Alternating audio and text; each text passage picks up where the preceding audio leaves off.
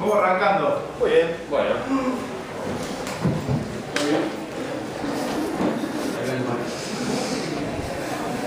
Empezamos entonces con la tercera y última charla del día de hoy del Docta Comics 3 con Rodolfo Santulo, guionista uruguayo nacido en México y que conquistó Argentina, ¿no? Y que también tiene nacionalidad española. También española, o sea, 4 lugares Soy, puede mostrar en los soy el documentos. James Bond de los guionistas. Sí, vino a la Argentina a conquistar los premios de los guionistas. No es necesario llevar la charla en esa dirección a Brach, que va a venir Connelly a golpearme. Otra vez. Que venga con él a escuchar y después al final lo golpea. Que la relación, ya que te gusta el fútbol, te la hago, porque como Uruguay que vino a ganar la Copa América las últimas 2 veces, en 87 y 2011, hiciste lo mismo. ¿Tu idea cuál es? ¿Que yo no pueda salir del Docta? No, es destacar tu labor de guionista, que fue premiada en la Argentina en los premios Trillo del año pasado y el anterior, y también en el premio Solano López en la Feria del Libro del año 2010. Sí, un premio que fue tan exitoso que fue la única vez que se hizo.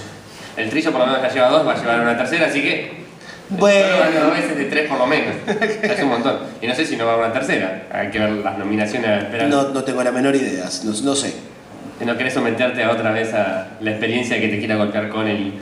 Por lo pronto, si llego a estar nominado, mi primer plan es no estar cerca de Connelly cuando los anuncien. Sentate lejos. Sí. Por favor.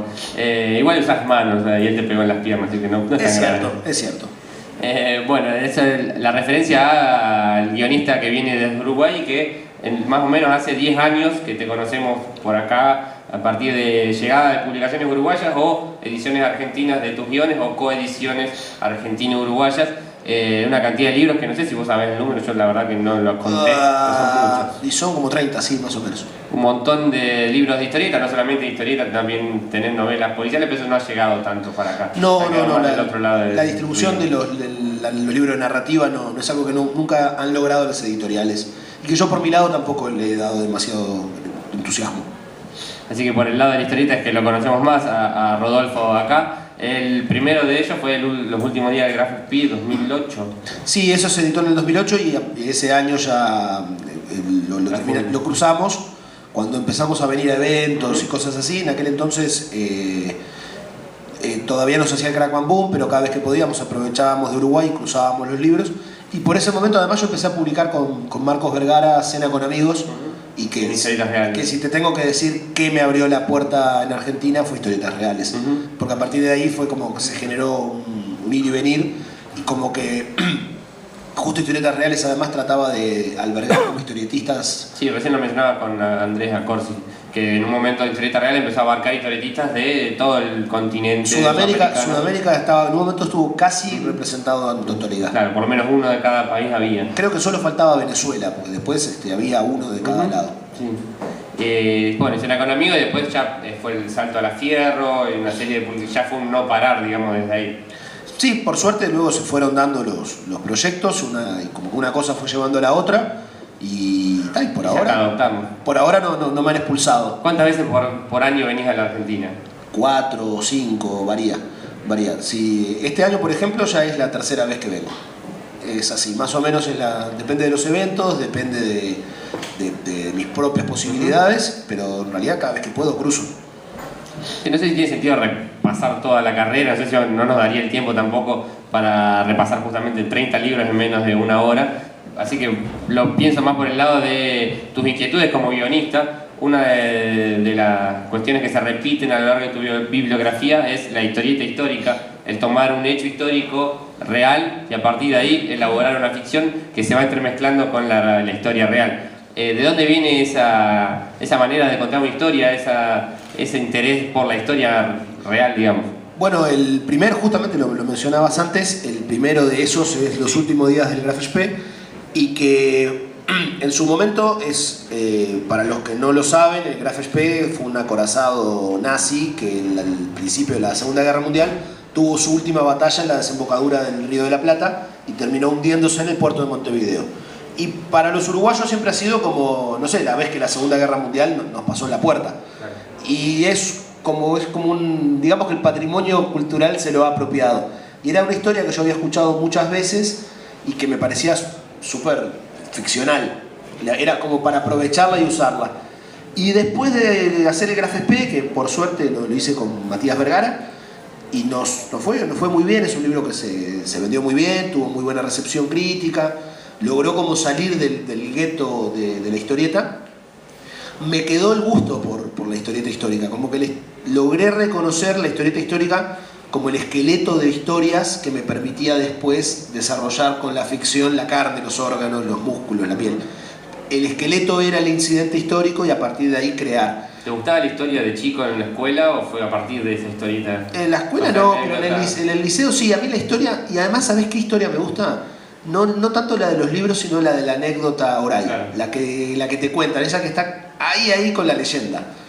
Así hiciste Citarrosa. Exacto. Con muchísimas historias que te fueron contando del personaje real, porque no sabías cuánto había de ficción y cuánto había de realidad. Es que claro, la anécdota oral tiene eso. La anécdota llega un momento en el que el hecho real está distorsionado, en el mejor sentido de la palabra, por la memoria, por la cantidad de veces que esa persona ha contado la anécdota, por cómo era procesado con el tiempo, y ni que hablar que después pasaba por el tamiz mío y de Max Aguirre, transformándolo en un libro. A mí me parece que es como que la historieta funciona muy bien para traspasar ese formato de historia así con mayúsculas. Sí.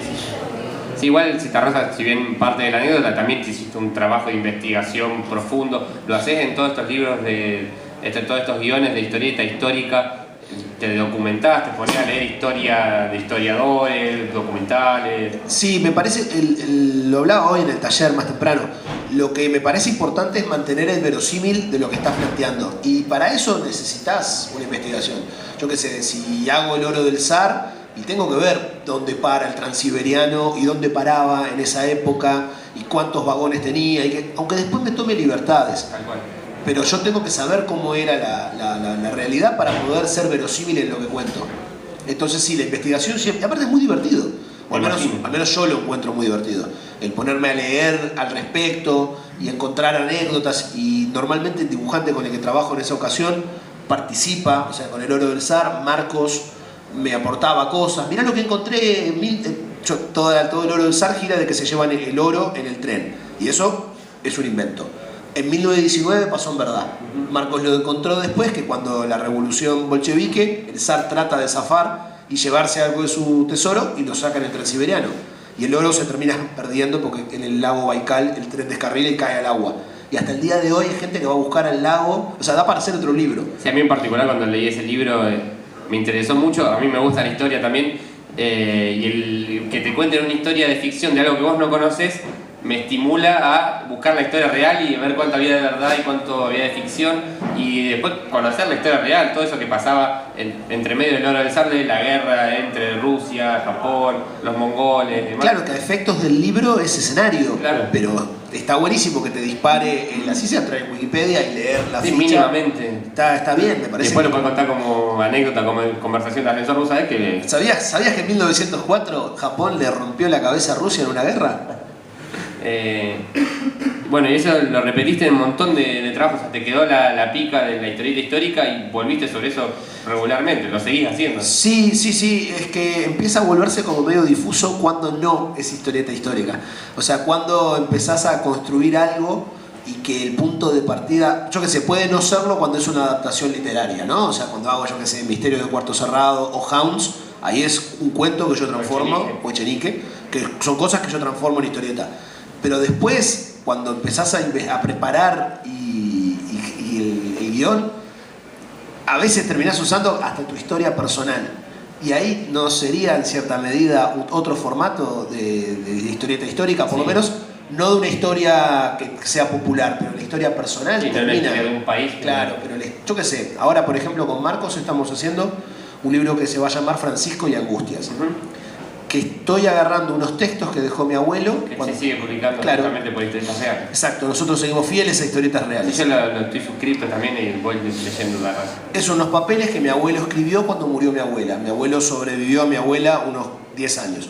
Y en algún momento se puso a escribir cómo había sido su juventud en Galicia, cuándo había conocido a mi abuela. No vayan a pensar que tiene ningún vuelo literario, sino que simplemente son anotaciones de una persona que ni siquiera era escritor. Con sus memorias. ¿no? Sí, pero y tampoco son más de 10 carillas. Y a mí me daba vueltas en la cabeza hacer algo con eso. Y lo empezamos a transformar en una historieta que va a ser bastante extensa. Porque mi abuelo repasó todo, ¿no? Cómo tuvo 5 hijos, cómo vino de Galicia a Uruguay, cómo se instalaron en Uruguay, qué le pasó a él en la Guerra Civil Española, o sea, da para contar. Y eso también es historieta histórica, en una medida. Sí, de una historia de personal. De vida de alguien. Sí, totalmente. Bueno, entonces prácticamente partí siempre de historias así, o ¿qué otros? O sea, por ejemplo, Cena con amigos, parte de alguna... No, Cena con amigos parte de cosas que me estaban pasando en ese momento. Yo me acercaba a los 30 y estaba en pareja y en cualquier momento iban a empezar a venir los hijos y todo, y lo que me empezó a ocurrir es que en el contexto de mis amigos había amigos como yo que también iban hacia la vida adulta y otros que medio que se resistían y protestaban y te trataban de traidor porque no querías salir todas las noches y vos lo que querías era ir a dormir en cucharita con tu mujer. Estaba muy mal visto. ¿Dónde está el rock? No estaba. Ya el rock había desaparecido y ahora escuchábamos a Cita Rosa. Y eso fue un poco lo que terminó volcándose en Cena con amigos. El momento del salto generacional, si se quiere. Metido en el medio con un policial, porque cuando nos invitan a historietas reales, lo que a mí me advierten así fehacientemente que no podía ser género. Yo digo, no, yo le voy a contar algo, no voy a aparecer como personaje. Puedo tomar cosas de vida y los pongo, pero va a ser un invento. Pero no podés usar género. Bueno, una semana antes de que empezara a salir, Mosquito publica una de vampiros, había una de ciencia ficción. Bueno, ¿qué pasó con lo que no puede ser género? Cambiamos de idea. ¿Así? Bueno, mato a alguien entonces. Claro. Y lo volví un policial. Sí, pero también tiene cosas de costumbrismo. O sea, claro. Quedó en lo autobiográfico, quedó como una historia costumbrista con algo de con policial. Un policial como que gira, y en realidad yo creo que el policial lo que termina haciendo es revelando que esa barra ya no es tal. O sea, lo que ocurre parte a la barra al medio, pero no vamos a hacer spoilers. No, igual. Igual está totalmente subida a la web. Tiene varios años, si no la leíste hasta ahora. Y si la quieren leer, es una de las que está digital por completo en internet. Y si no, la pueden comprar, que está editada y reeditada. Sí, la primera edición creo que ya no, pero por la reedición de Puro Cómic anda por ahí. Bueno, el policial es otro de los géneros que te marcan y que siguen con vos desde prácticamente siempre. ¿De dónde viene el gusto por ese género? ¿De la lectura de siempre? Sí, es un gusto que le debo, como muchos de mis gustos literarios y musicales, a mi hermano Fernando, mi hermano que es unos 12 años más grande que yo. Él es un gran consumidor de policiales y a medida que yo iba leyendo, leía lo que había en casa y el policial predominaba. Hasta el día de hoy mi hermano, que vive en España, me trae esos autores que acá no son muy conocidos. Che, tenés que leer a este argelino. A ver, sigue siendo una gran guía de lectura. Y es lógico, lo que yo más leía era policial. Cuando me puse a escribir, me terminé, sobre todo en narrativa. En narrativa creo que no tengo nada que no sea policial. En historieta asoma. En historieta jugaste con todos los géneros prácticamente. Trato. Todavía me está faltando un western. Tengo ganas de hacer un western algún día. No deja de ser un western. Pero es tan policial como un western. Además, Farsaut surge de algo como súper lindo, que fue que Leandro Fernández, el dibujante, él es un dibujante que ha hecho prácticamente todos los superhéroes que hay. Y estaba muy cansado de eso. Tenía ganas de hacer una historieta que, además me dijo, llevo 20 años dibujando y nunca he hecho una historieta propia. El tipo no sentía nada de lo que había hecho como personal. Entonces yo le digo, bueno, si vamos a hacerlo, decime qué querés. Y empezó, quiero que haya malevos, hay. Que haya indios, hay.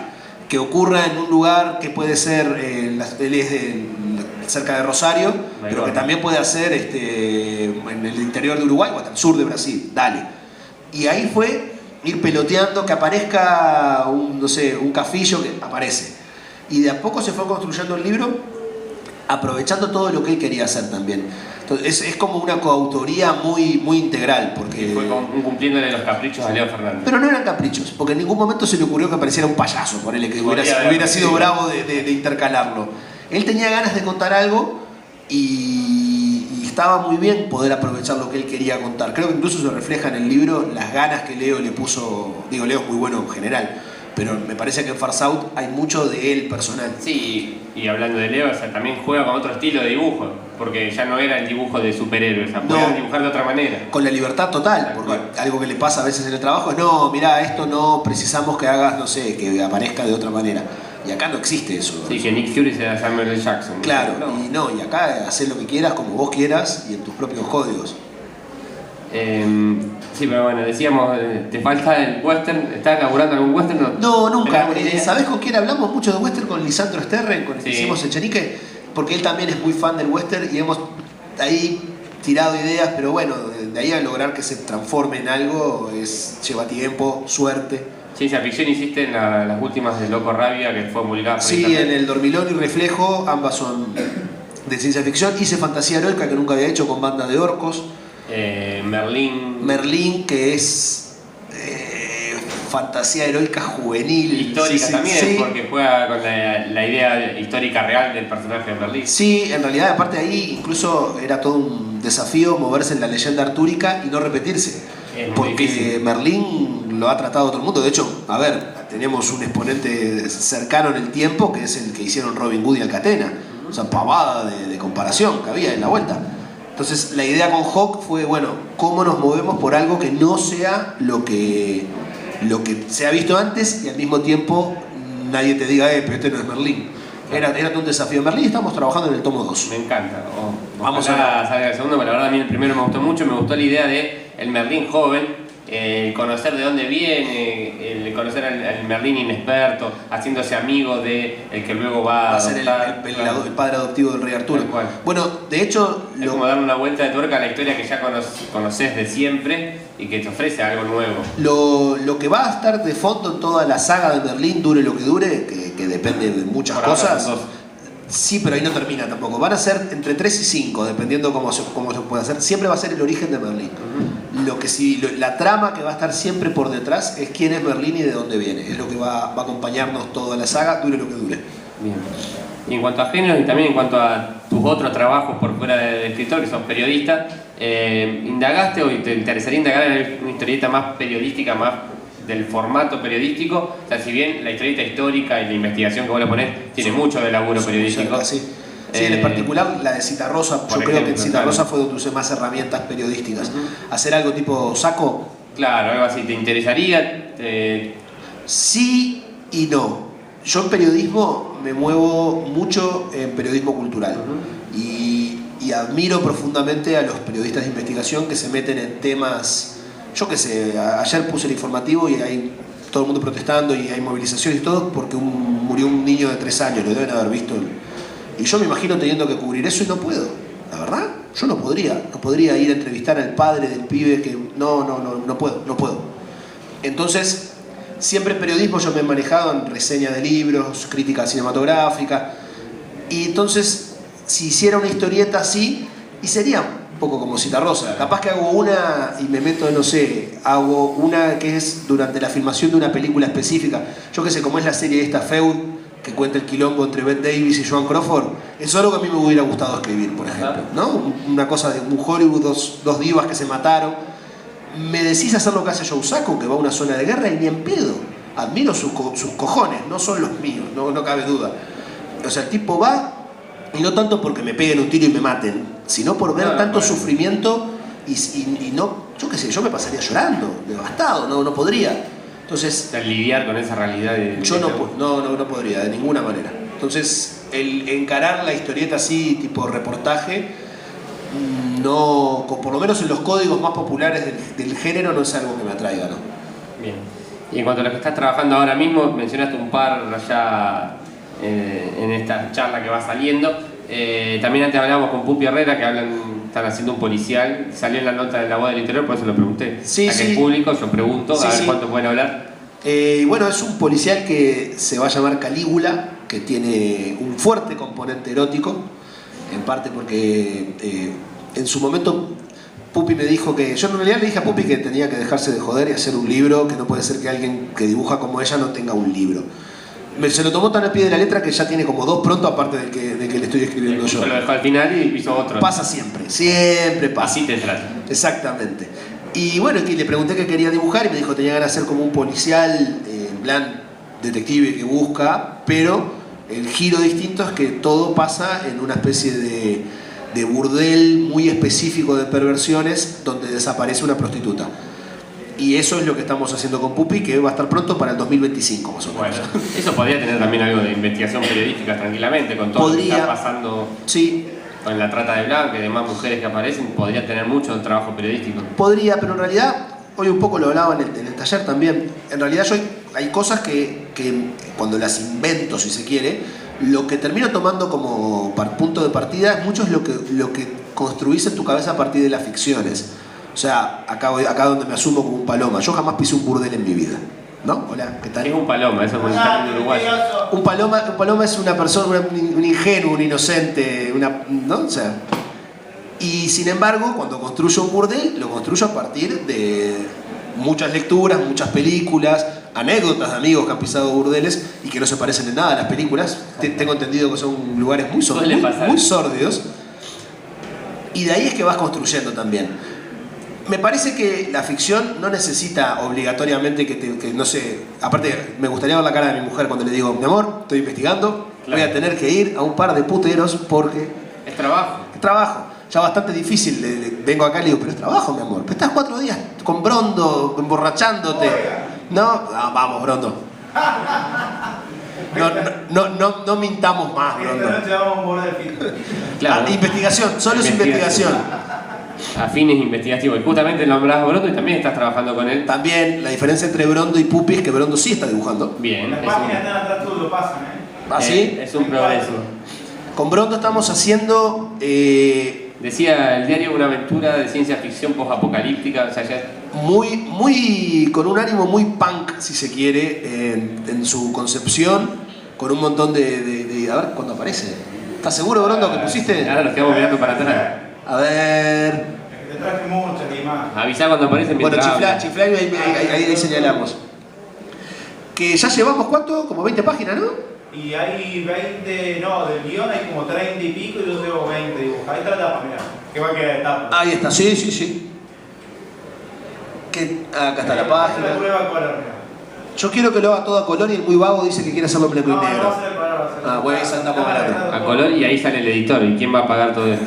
No, pero también sale el autor que sabe que los mercados extranjeros te compran el libro a color. Claro. Si lo haces en blanco y negro empezás a tener más problemas para venderlo. Entonces todo eso... Más vale hacerlo a color y después vemos. Achicarse hay tiempo.